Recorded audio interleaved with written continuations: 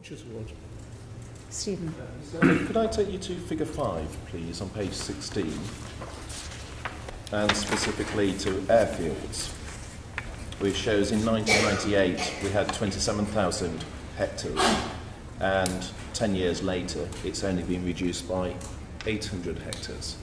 And just to benchmark it, RVF Kinloss is 666 hectares, Lossiemouth is 580.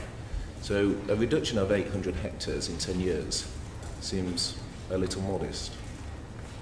Why is that?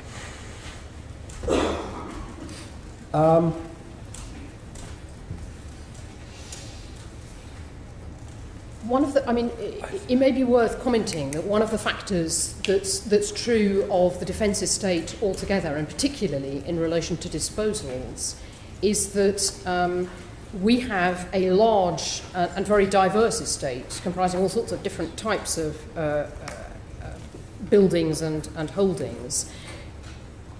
Disposal is much easiest when you're able to say an entire base is closed down.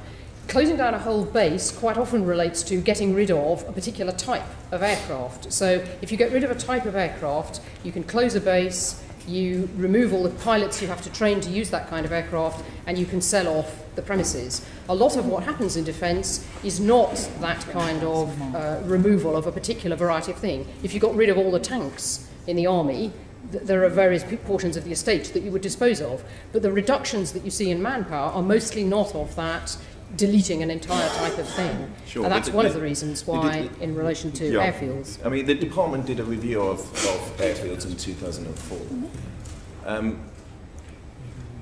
During this, and obviously that doesn't seem to have had much impact. Do you keep a central record of utilisation of airfields? Could you just... Do you keep a central record in the department of utilisation of airfields?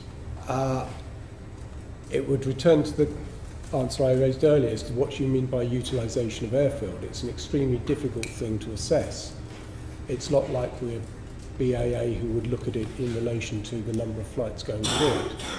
We have a number of measures. We look at how much we spend, what the condition of the airfields are, how much we spend on the airfields, whether in fact we compare what we spend on one airfield to another. So we look at it that way, but it's extremely difficult to have a measure. Sure, but if you're looking at how you spend, surely you're looking at how they're used. I mean, Mr. Olney, I just don't accept that it's difficult to have a measure. You'd probably want more than one measure.